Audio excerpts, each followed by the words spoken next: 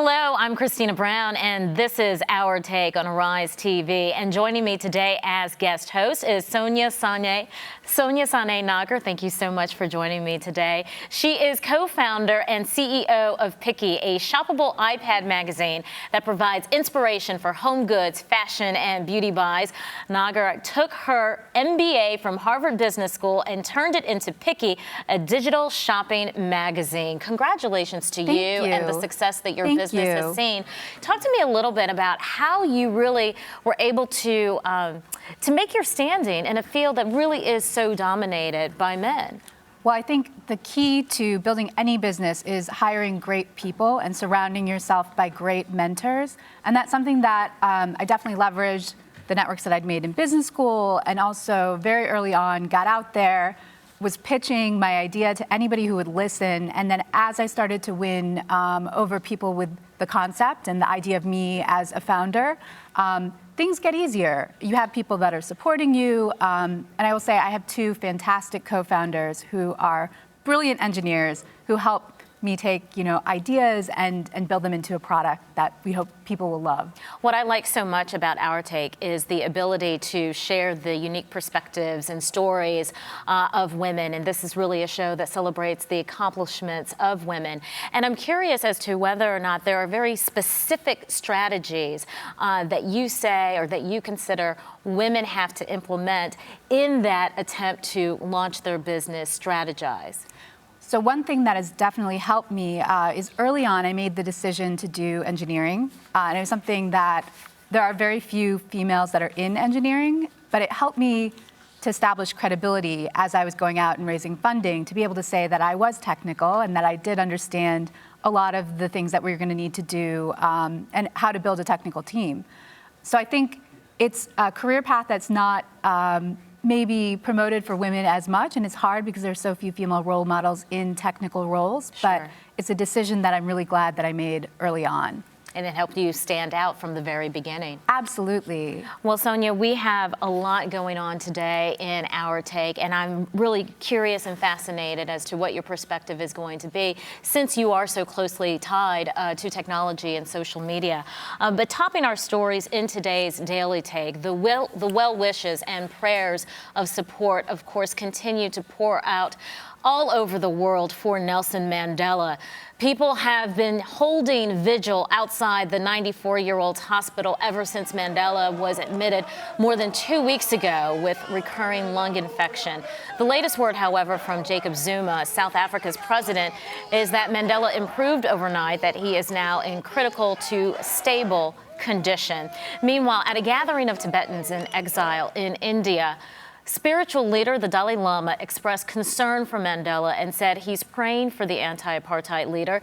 Mandela is closely associated with India, and he was also awarded the country's highest civilian award, the Bharat Ratna, in 1990. And it's not surprising, of course, to see the outpouring of support and to see just how many different types of people can identify with Nelson Mandela and the plight that he fought so much for, the freedom. Absolutely. And the release from anti-apartheid. And I think what's really interesting is for the Indian people, there are a lot of similarities between Mahatma Gandhi and Mandela in the way they approached trying to drive change by taking a nonviolent approach and being very much putting mind over physical barriers and obstacles. And so I think it's very rare that the Bharat Ratna, that specific award, is given to non-Indians. Mandela is one of the very few that achieved that. And I think it's for that reason. And what's also curious about that as well is that you recognize how the legacy of Nelson Mandela in many ways has transcended generations. In our continuing coverage of Nelson Mandela, his health and his recurring visits to the hospital, we've all been talking about his impact, and there are some that question, do the younger people recognize and know him? And this is clearly evidence that regardless of age and also region, there is a connection. Absolutely. Well, Obama called Nelson Mandela a hero to the world, and President Obama is expected to visit him during his visit to Africa. Right now, President Obama and his family are in Senegal, Africa, where they will be until Friday. It is part of a 7-day trip to Africa that will also include stops in Tanzania and South Africa. His visit, though, begins at a place that marks a very painful place in American and African history, and that's Gorée Island. And that's where we join Arise News Director of Special Projects, James Blue, in Dakar, Senegal. James, thank you so much for joining us today. Gorée Island, the significance is, I mean, it just speaks volumes. We're talking about this is the last place that Africans on their way to slave countries, including Europe and U.S., now being visited by the President of the United States, who is also of African ancestry. Yeah, no, I mean, it definitely is a place. It's known as the, place of no return, and it had very, very specific meaning to a number of the people who actually got to see the president at this site. They say that he was at the site looking through the door by himself for a few minutes, and then his wife went and joined him. Then he was joined by his daughters at the location. And then as they were about to leave, apparently the president came back and took one more sort of look out into the Atlantic Ocean, beyond the place of no return. I think the other thing that I find very interesting, despite the fact that President Obama does have an African heritage, he doesn't necessarily have a connection to African American slavery. That connection is much stronger in his wife's family. And so I'd be really interested in the discussions in the Obama family motorcade as they were heading back from Gorée Island back to the meeting that he was doing here back in Dakar. I'm sure it was amazing, fascinating conversations. And James, we obviously cannot overlook the president's visit to Africa in the first place. Again, part of a 7-day trip to Africa that includes Tanzania and South Africa. Can you talk a little bit about what is the expected impact of the president's visit, not only for the countries that he's obviously bringing a lot of attention to, but also for American businesses that are perhaps looking to Africa and those emerging economies? Well, I think that the president is definitely trying to say to both African businesses and American businesses, Africa is now an opportunity. He cited that I think 3 of sort of the top 10 countries in the world in terms of growth are here in Africa. And he's hoping that we can the Americans can move from a development and an aid relationship with Africa more towards an investment and a partnership. And so I think everywhere he's going, you're seeing him meet with businesses. He's brought along the chairman of the Millennium Challenge Corporation, which gives favoritized loans to companies. In Tanzania, he's going to a power company that supplies 20% of the power in Tanzania and is owned by Americans. But one of the things I do want to mention, the president can come to a place like Senegal, and he can really just be presidential. And the moral weight of the United States travels with him. And today he sort of declared, in response to the Supreme Court rulings yesterday, he declared that all people, regardless of their orientation, regardless of people's personal beliefs, their religious beliefs, their customs, all people, gay, lesbian, bisexual, transgender, have the right to be treated equally by the law. And that was quite an amazing moment, especially in Senegal, which is a country that still criminalizes homosexual behavior. And so it was a real moment where you get to feel the weight of a presidential visit, because you have the presidents of two countries, one saying, I think you're doing something wrong, and the other sort of arguing, well, this is why we are doing this our way. It was really a moment that I will remember for a very long time. All right, James Blue, Director of Special Projects for Arise TV. Thank you so much joining us live via Skype from Dakar, Senegal. Thanks again, James. Thank you. I'm glad to be on Our Take. All right, I hope to have you back. Absolutely. All right, you take care. Well, the woman once only known as witness number 8 returns to the stand for her second day of testimony. Our Take continues the court coverage of the killing of Trayvon Martin, the trial of George Zimmerman. Rachel Jeantel is considered the prosecution's key witness. She was the last person to speak with Martin before he was shot to death by George Zimmerman. Jeantel testified that when she was on the phone with Martin, he said he was being followed by a man. And Sonia, as someone who, I'm sure you've heard this term, you're a techie, as someone who knows all too well how important and how influential the impact of social media is. I mean, I'm sure you have a very unique perspective with this trial, just with regards to its digital thumbprint. Absolutely. I mean, I think what's interesting about trials today versus trials even a decade ago is that there are all these channels for the public to have their opinion out there. And when you're selecting a jury for the trial, that makes it really difficult to find people who have not been exposed and already tainted and already formed an opinion. And so I think the jury selection for this trial was definitely something that was impacted. And if you look at the questions that were asked in the jury selection process, they were very different than they were a decade ago, because you had to manage for what people had been exposed to and whether they would have had the chance to already form an opinion. And we also saw that play out in the jury selection and also during testimony. There were individuals who said one thing during jury selection in terms of their exposure and opinion not being made, only to be found out that they had indeed, either through Facebook or Twitter, posted comments about the case, disqualifying them from jury duty. And then we also saw, I believe it was yesterday, one of the witnesses, one of the women who had made those infamous 911 calls on the day of the attack, apparently sometime since then had posted on Facebook justice for Trayvon, and the defense attorney basically kind of undermining her testimony.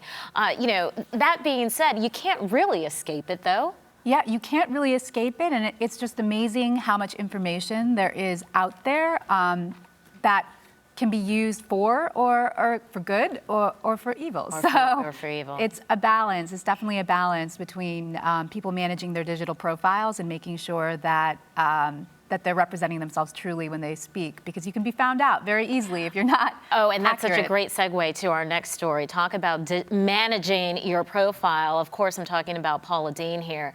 More hot water for the celebrity chef, as key sponsors say they're either parting ways with her or they're rethinking their options. Now, the news comes after she admitted to saying a racial slur in the past.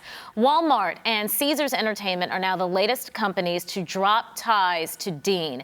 QVC and Kmart, which sell Deen's cookware and books, both said they were reviewing their options, and QVC added, "We have no immediate plans to have her appear on QVC." The Food Network launched her into superstardom back in 1999, so when they drop Deen at the end of the month, the linchpin of her culinary empire will also disappear. And Sonia, we were talking a little bit just before the show how she turned to social media in the aftermath to issue an apology, which quite frankly fell flat on its face. It fell very flat. So immediately after the incident happened, or things started coming to light, Paula Deen went to YouTube and posted not one, but 3 videos trying to apologize for the things she'd done and repair her image.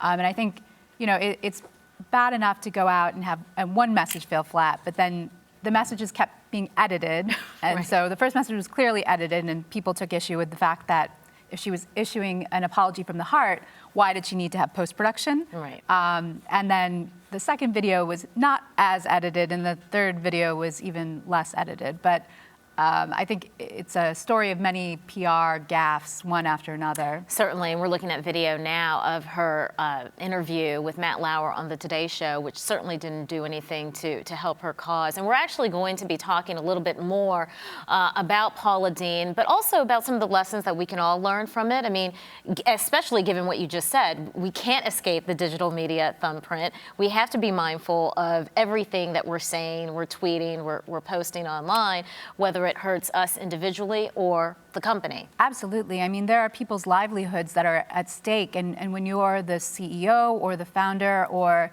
the representative for the brand, you have to be very careful as to what you're putting out there in social media, as well as even what you're saying in private conversations, because anything can be tweeted. Anybody can echo something out and post it on Facebook, and it's out there for the world to see. And unfortunately, there is no delete once it hits the internet, No. right? Not really, anyway. All right, well, we will certainly be talking more about that a little later in the show. But meanwhile, we want your digital thumbprint. We're on Facebook, and we're also on Twitter. So follow us on Twitter at Our Take Arise TV. And remember to like and leave comments on our Facebook page at Our Take on Arise TV. And you are watching Our Take.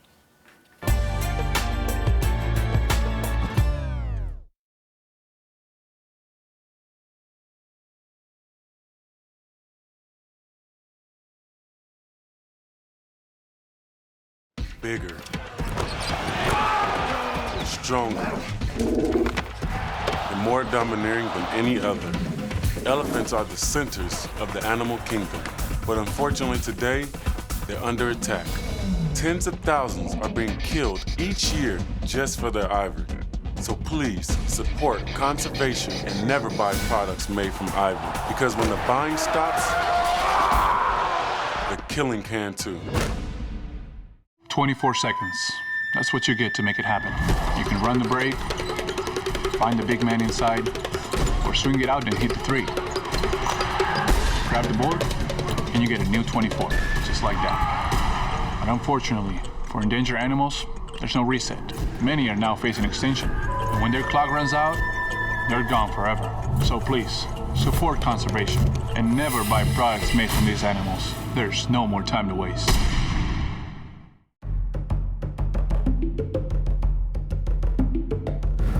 I came to Africa to see this. But I also found this. Every year, thousands of elephants are being killed just for their tusk. If we buy ivory, we're just helping the poacher. So please, don't do it. Because when the buying stops, the killing can too. Basketball, it's a numbers game. But just listen to these numbers. 1 in 3 adults in this country are at risk of developing diabetes. 1 in 3. Just think about what that looks like in here. Our families. Our friends. Our fans. Let's change those numbers. Learn your risk factors for diabetes. Go to dribble2stopdiabetes.com and take the risk test. It's fast, free, and easy. Remember, your health depends on you. To learn more, go to dribble2stopdiabetes.com.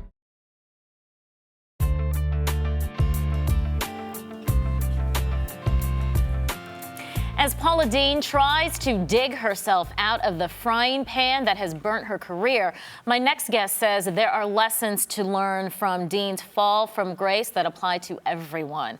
Lucinda Cross is a visibility coach and platform strategist specializing in supporting women and leveraging and monetizing their message. She is also the author of the book Road to Redemption, which is a life story of how she went from being an 18-year-old freshman in college to making a life-altering decision that resulted in serving a 4.5-year sentence in prison, federal prison.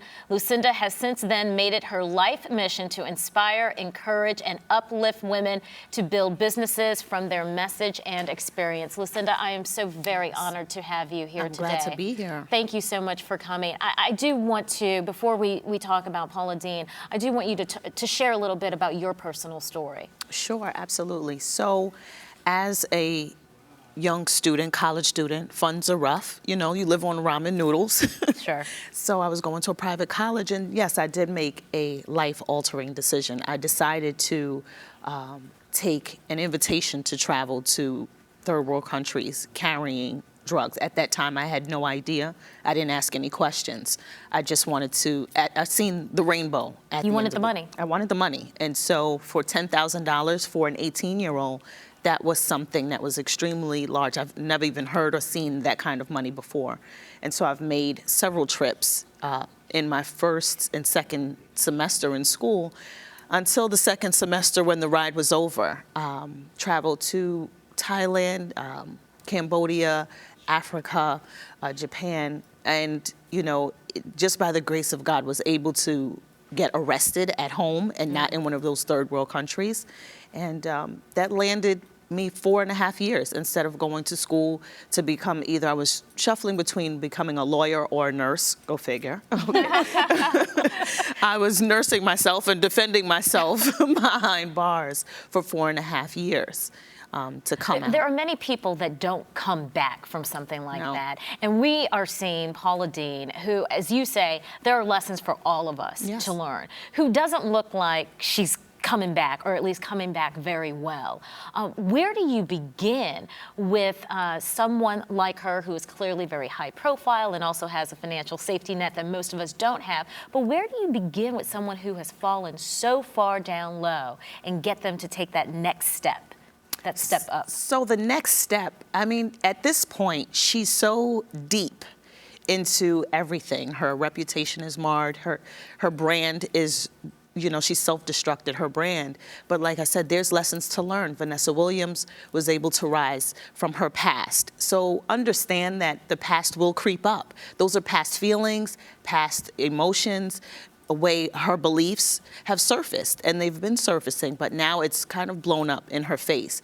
And there's something that we can all learn from our past and how we project that in our own brands and even in our business models. So for her, the first step now is to just let everything simmer down completely. Vanessa Williams, Jesse Jackson, Bill Clinton, we've seen it. We've seen it all. We've seen how they self-destructed their brand, their image, and how they were able to rise back up slowly. And so I do believe that she still will be able to rise because, yes, she's gifted and talented and she's built a great empire. She said some things that offended a lot of people. Yeah. With regards to Bill Clinton and Paula Deen, there's actually something of a connection with these two incidents because Monica Lewinsky, the woman who was at the center of the downfall of Bill Clinton, hired the same crisis management individual and firm, Judy Smith. And that is the same person that Paula Deen has hired to try and get herself out of this. And for our audience, I should probably point out that Judy Smith is actually the real life person that the show Scandal, Kerry Washington's character, is based on. But with regards to Paula Deen, she has millions of dollars on the line, and we are seeing the sponsors and the companies, sever ties or certainly distance themselves super quickly. You talk about simmering down. She can't really afford to simmer down when you've got these many companies saying, "I don't want to have anything to do with you."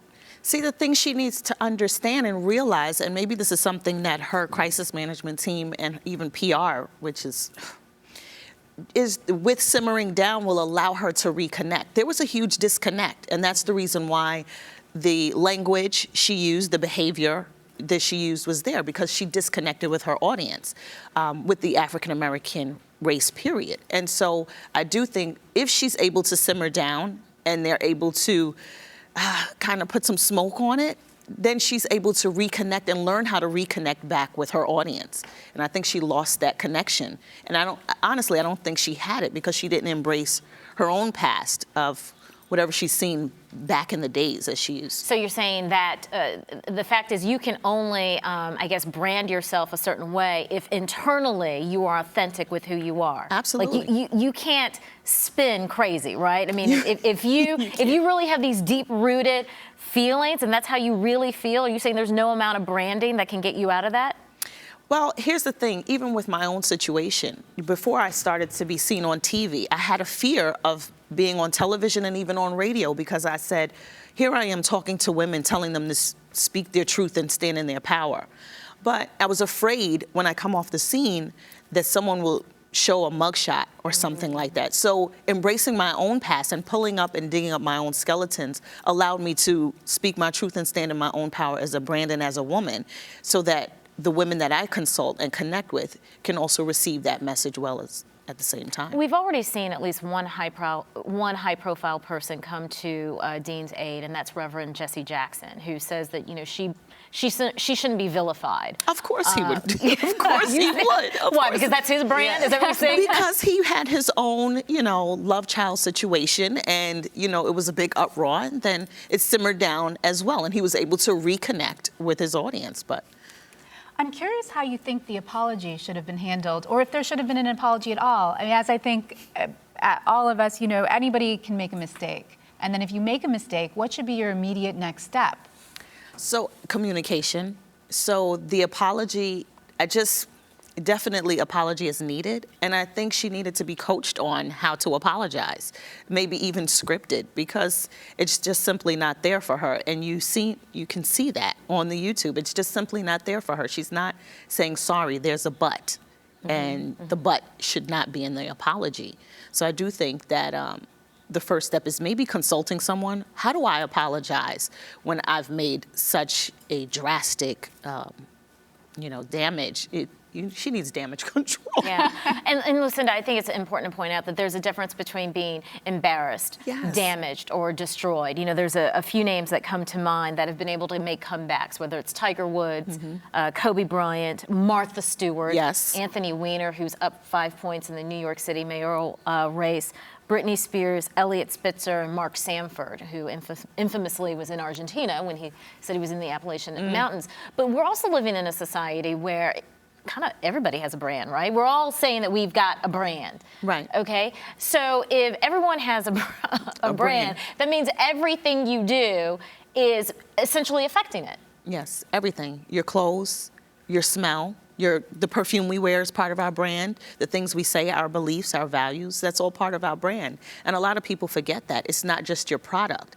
People buy into the people behind it. They buy into the relationship. And once you can sell that relationship, then people will buy anything. So they bought into Paula Deen. They bought into the Southern hospitality. They bought into Jesse Jackson. They brought into the African-American male with the family at home. And, so we buy into the people and the personality and everything that comes with that. And it's full circle. You can't break it apart. It comes together. Sonia, did you hear that? You are your brand. I know. You are your brand. Daunting. We've bought into Picky, and we are buying into you as well. Exactly. I mean, it's daunting, but at the same time, when you decide to start something and take on a company, it's kind of comes with the territory. It's the good and the bad is that you are in the public eye. People are watching what you do, and you are ultimately your own brand.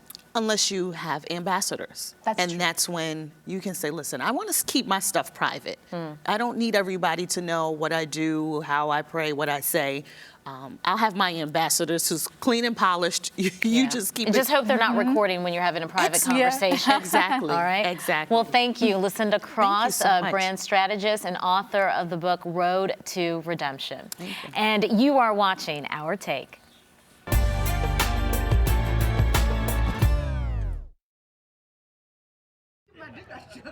Ndingululu Chumsila. Mna ndingumama owasindayo kwi-cancer. I-cancer eyayisesibelekweni. Thina bantu, imistake yethu apha ikhoyo. Kwawuthiwa umuntu une-cancer. Simjongela uba laa mntu ngomso uzosweleka. Andizange ndibe nabunzima kakhulu. Ngoba into ebangela uba nditsho, eyam yabhaqwa msinyane. Ngoba into enyanzelekileyo kuba ube nethemba xa kuthiwa unento. Isapoti endayifumanayo kumyeni wam, kubantwana bam, nefemeli yam yonke. Eyona nto ndandinayo mna entliziyweni yam kukuba okusalayo nam ndizophila ndifane nabanye abantu. Lo myalezo niwuphathelwe yi-JSI and Livestrong Cancer Anti-Stigma Initiative. I am Joseph Yobo. Having malaria as a top footballer can be a challenge to my career. This is why I make sure I and my family sleep inside treated nets to protect us from malaria. My name is Victor Moses. My fellow mate, can you believe? One mosquito net of 1,200 only can save 33,600 naira in 1 year that you would have spent on mosquito sprays. I am Vincent Nyama. Since my family started sleeping inside treated nets, we don't have to worry about malaria. My name is Stephen Keshi. Malaria is a serious condition that can destroy the dream of becoming a football superstar. This makes me a real man. What about you? Yes, I am. Yes, I am. Yes, I am. Come on, let's kick malaria out of Nigeria once and for all.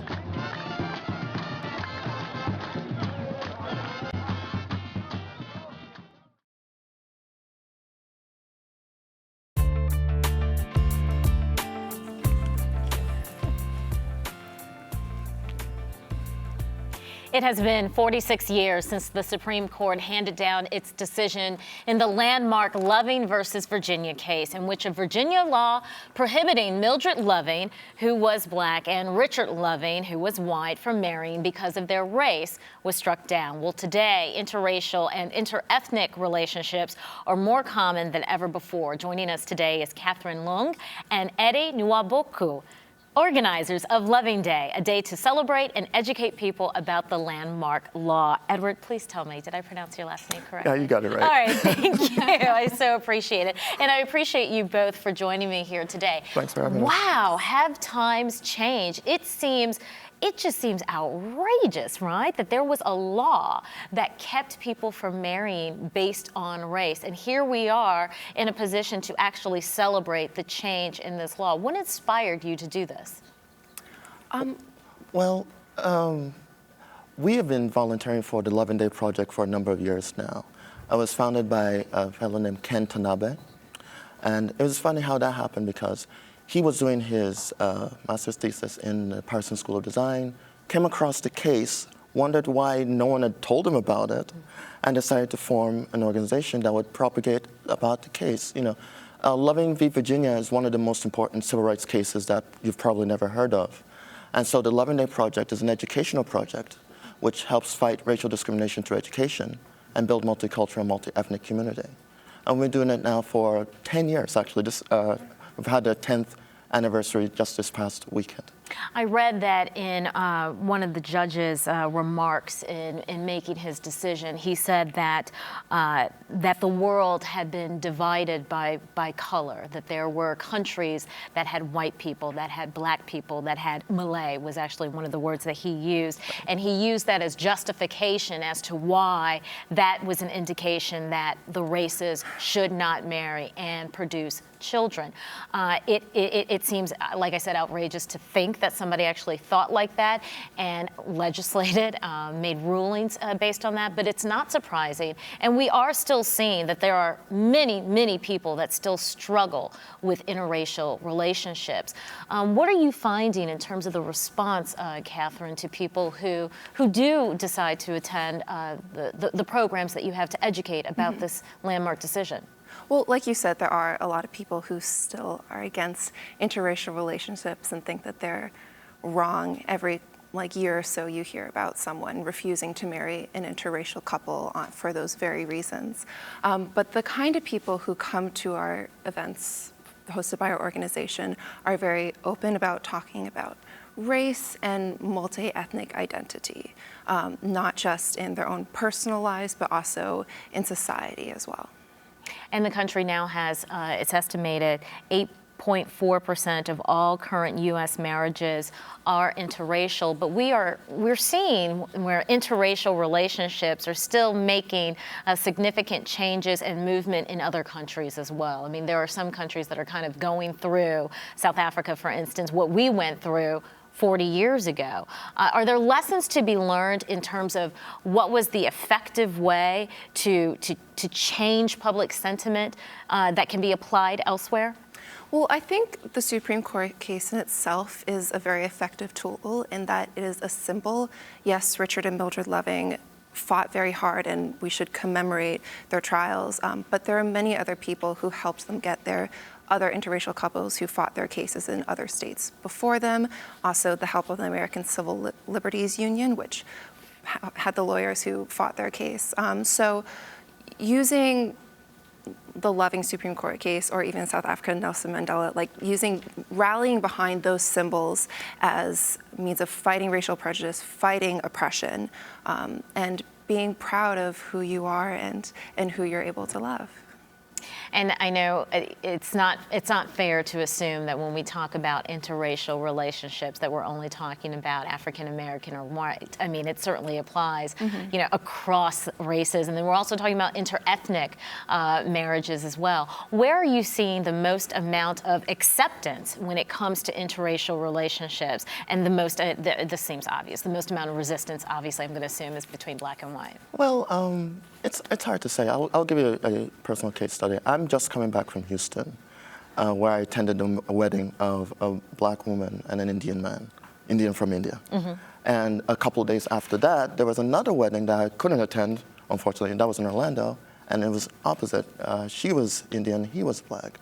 So in my own personal opinion and expectation, it's like that's one of the most, the fastest growing demographic, Asian and black, which is rather interesting.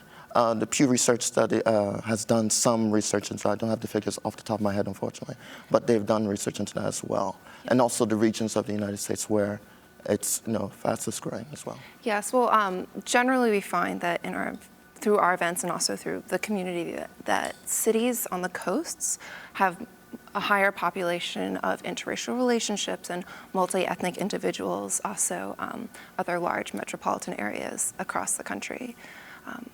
Obviously, there are interracial relationships everywhere, but yes, in the coasts, it seems it's more prevalent, official, more common. Yeah. And how are you seeing that? How are you seeing the increased popularity, the increased number of interracial relationships? How is that transcending politically? Is there additional political power in having this diverse community?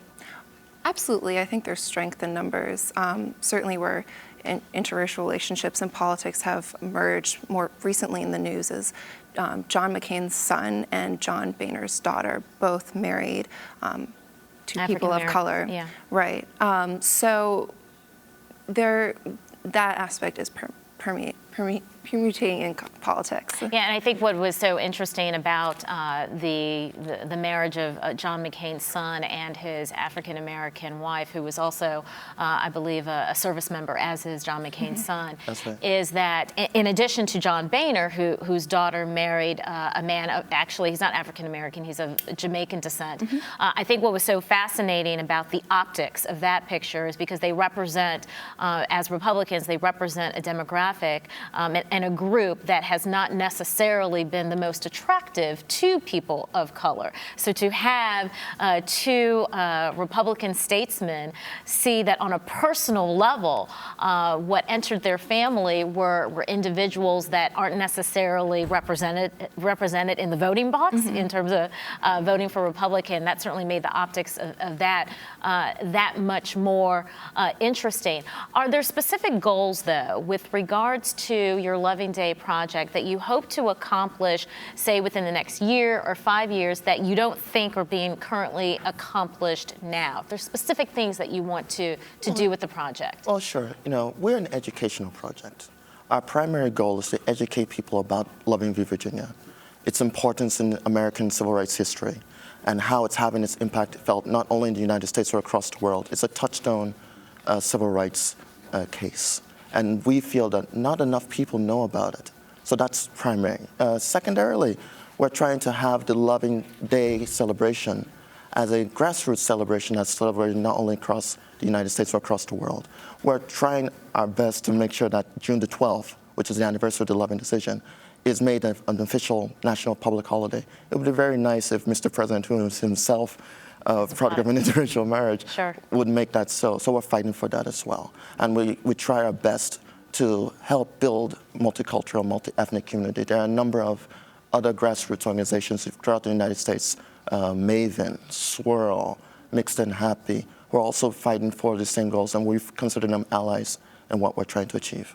All right. Well, thank you both, Catherine and Edward, for joining us today to talk about Loving Day. I mean, just the title in and of itself should make you feel warm and fuzzy. It's so perfect. and romantic. We certainly thank you for joining us here on Our Take. Thank you for having us.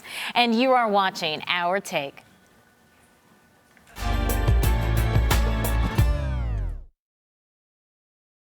Basketball, it's a numbers game.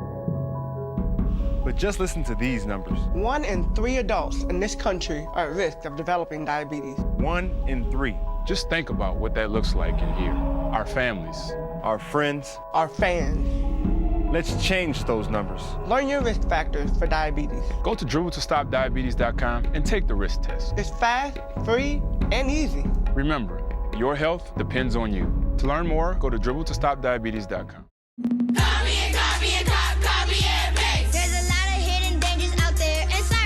Never put your personal information online unless you ask your parents and they say that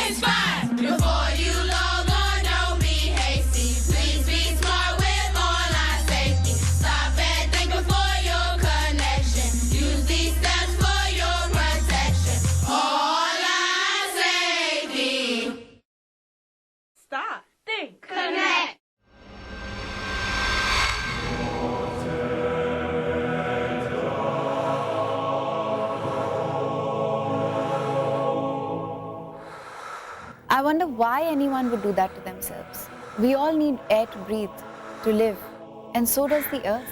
But we're choking it with plastic bags. Let's stop using plastic bags and give the earth a chance to breathe. Refuse, reduce, reuse, recycle.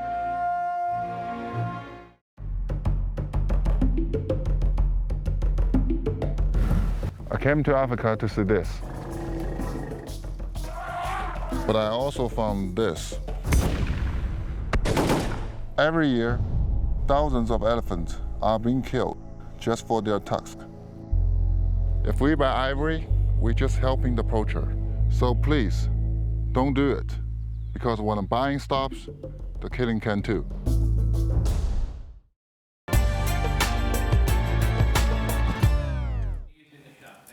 Our Take continues our commitment to traveling our world and profile what we like to call our intrepid women travelers. And with me today are Evita Evie Robinson, the founder of the Nomadness Travel Tribe.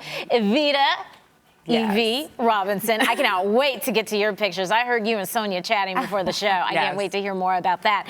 And then also with us is Kelly Pierre Lewis, who is an avid traveler and the voice behind the website MissKellyYP.com, where she writes about her travels and other interests. Well, I have to start with you, Evie, because I heard you and Sonia swapping stories. You were just in India, Jaipur, is that correct? Yes, we were in India. We had a Nomadness trip there, and we started off in Delhi, mainly in Jaipur, also a day trip to Agra to see the Taj Mahal. Oh, excuse me, Jaipur. Yeah, you can't go to India without seeing the Taj Mahal. Clearly, I have not been. I need to go, though, so I learned how to pronounce the name. Yeah, no, it was an absolutely amazing experience. We went there for the Holy Festival of Colors. So it was just something amazing. Kelly was actually also on the trip with us, and such an interesting experience, and a place that most people don't think to just up and travel to. Festival of Colors. I mean, I saw the picture. The guy has a lot of colors on him, but what are they celebrating? Oh, look. By the end of it, everybody looks like Avatar. Like, that's what I tell everybody. I'm like, you end up looking like Avatar by the end of it, but it's amazing. Time-wise, it really is signifying the change of seasons. A lot of the, out with the old, in with the new, and it really is a celebration people take to the streets. Strangers, especially kids, come up to you screaming Happy Holi and just placing it all over your face. And it's just a beautiful time, physically, a beautiful time to be in India. It's awesome. And Kelly, you have to tell us about your travels as well. You've got some beautiful photos too. Thank you. I mean, I love to travel and just experience and meet new people and experience different places. And I mean, India, as Evita was talking about, was just a magnificent experience. But also places like Dubai and the Caribbean, like Trinidad, and I really like to mix it up and go really anywhere. I was just joking with someone, it doesn't really take much convincing for me to get up on a plane and go anywhere, so yeah. It's nice to travel. Believe me, I love it too. My family's from Jamaica, so that's where I typically go. But I did have the opportunity I shouldn't say a few years ago, it was actually a while now, to visit Thailand and Japan, which I think we have photos of. What I really appreciated, particularly about Thailand, yes, this is Thailand here. This was actually a Catholic church in Pattaya, Thailand. What I like so much about visiting the Asian countries, and you tell me whether this was true for you, this was in Tokyo, Japan. Look at how much taller I am than this lady. I could have put her in my pocket, I mean, it was just remarkable. Yeah. But what I like so much in particular about traveling to Asian cultures, and again, please tell me if this applied for you, as a Black woman, I went with my own preconceived notions as to how I was going to be welcomed. What I found about Asian culture and society was that they were a lot more welcoming and a lot more warm than I assumed. In fact, I can tell you, when I was in Tokyo, myself and a friend of mine, an African American, we were in a store. They did not have the size we needed, and there was only one employee at the time. He left the store, and we're like, what's he doing? Why did he leave? Because we're used to being followed, having cameras on you and what have you. They left the store to go get the size in like 20 minutes, and we were there. Did you find your visits to these, cultures that they're not Western, they're not anything that we in American society are prepared for? Right. What was that experience like just as Black women in these societies? It's very interesting. I lived for a year in Japan. I lived in Niigata, Japan, and I lived in Chiang Mai, Thailand. So I was really saturated interested in what the cultures were like. And it was something where they went from seeing me in a shopping mall to seeing me every day. And I was teaching some of their kids as an English teacher in school. So I went from the shock of the new and children running away from me and crying like, what is this? To them having me in class one day and it being an amazing thing, them wanting to touch my hair, you know, Yes. which is some Yeah, people I like love it, that. some people don't. I don't really take it for more than what it is. It's a curiosity, and they were always respectful. Definitely open arms. I remember going out to a hip hop club in Niigata, Japan, which is the city I lived in.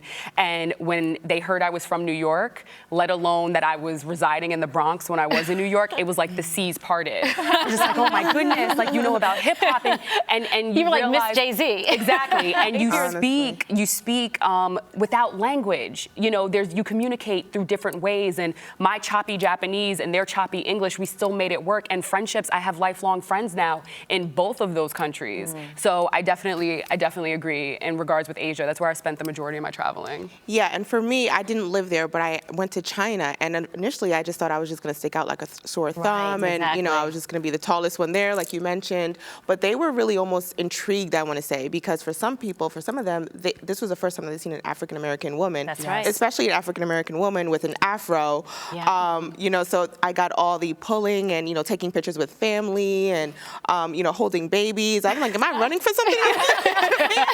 So yeah, it definitely changed my perception, my initial perception of going to some place like China. And it was very enjoyable for the most part from that aspect of it.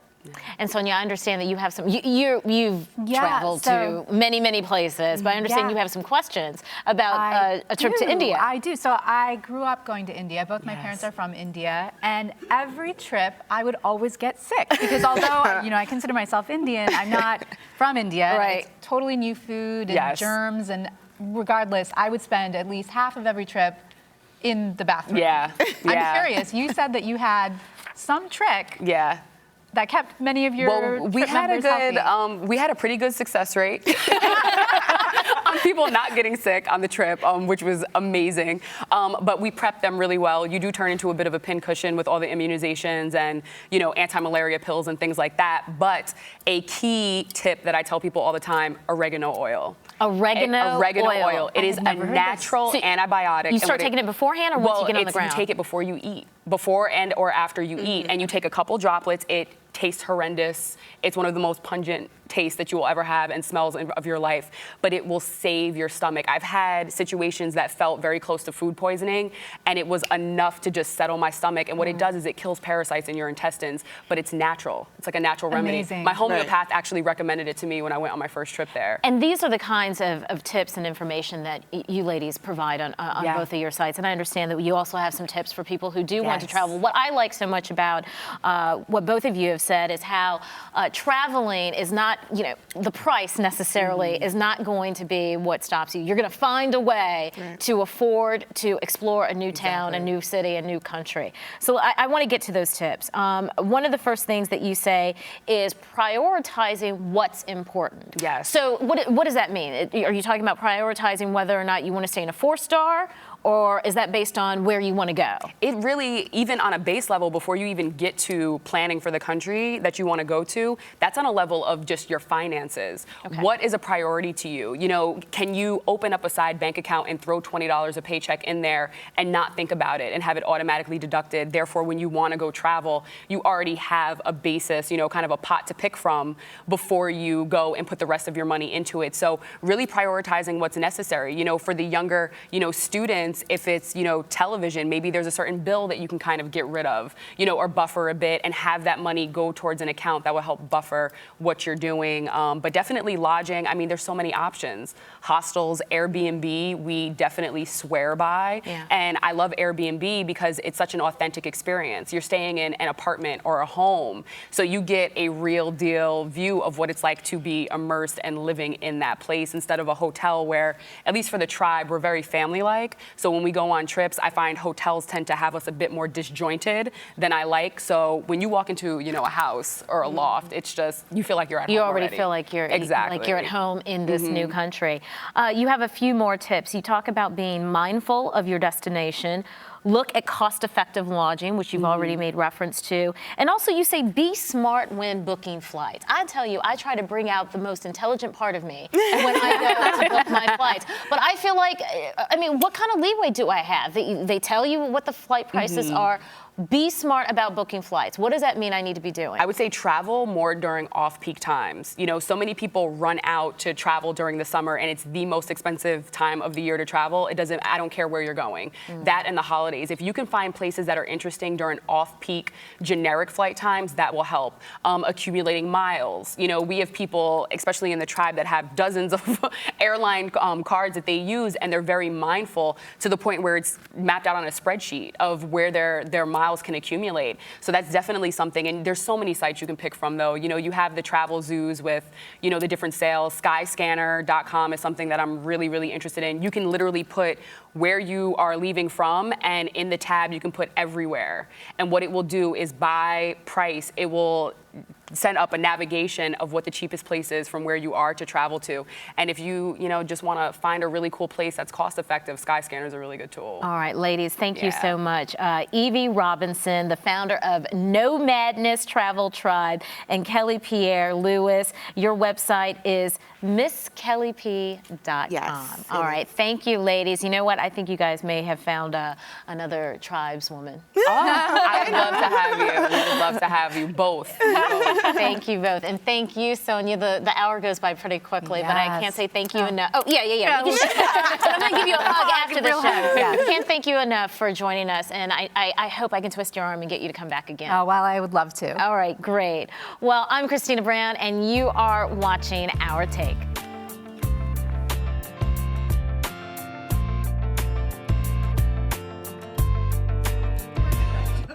Ndingululu Shumsila. Mna ndingumama owasindayo kwi-cancer. I-cancer eyayisisibelekweni. Thina bantu, imistake yethu apha ikhoyo. Kwawuthiwa umuntu une-cancer. Simjongela uba laa mntu ngomso uzosweleka. Andizange ndibe nabunzima kakhulu. Ngoba into ebangela uba nditsho, eyam yabhaqwa msinyane. Ngoba into enyanzelekileyo kuba ube nethemba xa kuthiwa unento. Isapoti endayifumanayo kumyeni wam, kubantwana bam, nefemeli yam yonke. Eyona nto ndandinayo mna entliziyweni yam kukuba okusalayo nam ndizophila ndifane nabanye abantu. Lo myalezo niwuphathelwe yi-JSI and Livestrong Cancer Anti-Stigma Initiative.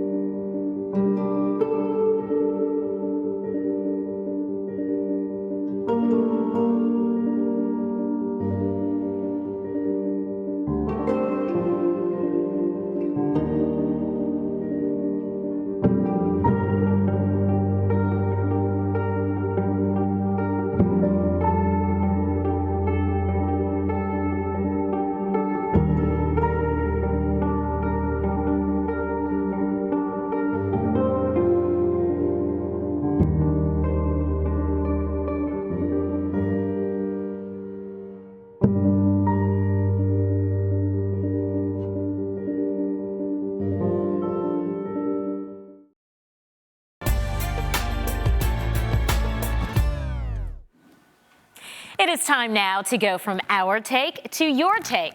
We want to hear from you and see what you have been up to online. So here's what our Twitter friends have been tweeting. Michael C. Wills at Our Take Arise TV. He says, I think you're all doing a great job. Keep it up, and I look forward to further stories. And you know what, Michael? We will continue to deliver. This one coming from Merit PR. The only American news I have access to is CNN and Fox via Sky TV. I'm glad I discovered Our Take at Arise TV today. Great stuff. Oh, and thank you so much. That is such a wonderful compliment. We really enjoy what we're doing here. here, and we certainly hope that everyone enjoys what we're providing for you. This one coming from NB Wilmot saying, thanks to Our Take Arise TV for giving me the opportunity to speak out in defense of female combat veterans. That one coming from our guest yesterday, Michelle Wilmot. She is an Army veteran. She is someone who served in Iraq alongside Marine Corps units doing patrols on the streets of Iraq of men and women. And she joined us yesterday to talk about the role of women in the military, specifically when it comes to combat and also the elite units within the military that, as of right now, are all male. Thank you, Michelle, for your insight and your perspective. This one coming to us from the Money Coach saying, glad the judge allowed Zimmerman's police calls, but sad, like your guest, how hard it was for an arrest. And there are many, many people that feel the same way. This tweet coming from Tamra T. White. Thanks for the follow. Looking forward to your tweets. Yes, that's right, ladies and gentlemen. We here at Our Take also follow you. And this one coming from B since 83. It felt like the amazing race. Woo! Can't thank you all enough. That coming from B. Kwame, a health and wellness social media strategist who joined our show from Canada. She was on the show, gave us some insight on medical tourism. The show, however, and segment did go by fast. But don't worry, B. We'll have you back. This one coming from Kelly Beatty. Diverse opinions made for an exciting first segment. That is from our guest host, Kelly Smith Beatty. You might remember her. She was on the show Apprentice, and she gave us the inside scoop about Donald's hair. Anyway, I cannot say thank you enough for joining me here on Our Take. Remember, I'm online, Facebook and Twitter. And right now, I want to leave you with the sights and sounds from Kenya. This is an elders group of women performing traditional chants from the Luya tribe, northwest in western Kenya. Let's take a quick listen.